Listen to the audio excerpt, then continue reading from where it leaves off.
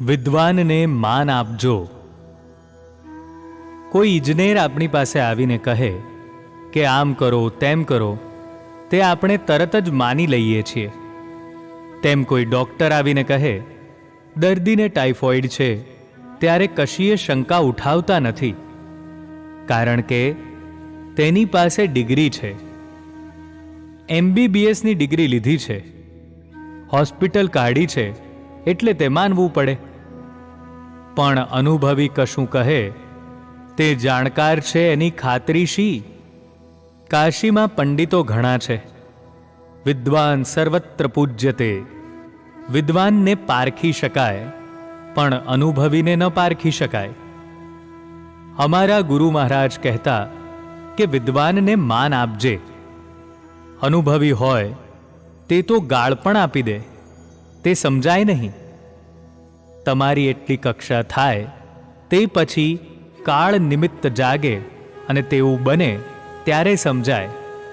પણ આ બધી પંચાત ટાળવી હોય તો બુદ્ધિને પ્રજ્ઞા સ્વરૂપ, શુદ્ધ ચૈતન્ય સ્વરૂપ બનાવો। જ્યાં સુધી બુદ્ધિ તેવા પ્રકારની થાય નહીં, ત્યાં સુધી બધું ડહોળાયેલું રહેવાનું। અનુભવીઓએ જુદી જુદી રીતે સાધના કરી છે, જેવો જેવો કાળ તે પ્રકારે સાધન લીધા છે। આપણા દેશમાં જ નહીં પણ બધે તેમ જ બન્યું છે। બાપ દાદાનો ખજાનો કામ નહીં આવે, તું સાધન કર, રાગ દ્વેષથી પર થા। કેટલીક વિદ્યાઓ એવી છે કે જેથી અહમ વધે છે। આપણે તો એક જ વાત લક્ષ્યમાં રાખવાની છે કે અહમ ઘટાડવાનું છે। અહમ એટલે ડિગ્રેડેડ ફોર્મ ઓફ ચેતન, ચેતનનું નીચે પડેલું સ્વરૂપ છે।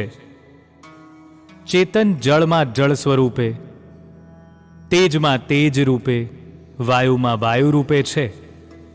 મળ, વિક્ષેપ ને આવરણને કારણે આપણું ચેતન તેવું હોય છે, પણ ચેતનને તેના યોગ્ય પટમાં વહેવડાવવું હોય તો તેને યોગ્ય ચેનલ, નહેર ખોદવી પડશે।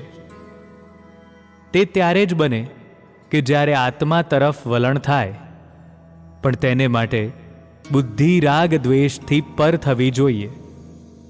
પણ તે એકદમ બને નહીં, માટે કહ્યું છે કે ભગવાનનું નામ લો।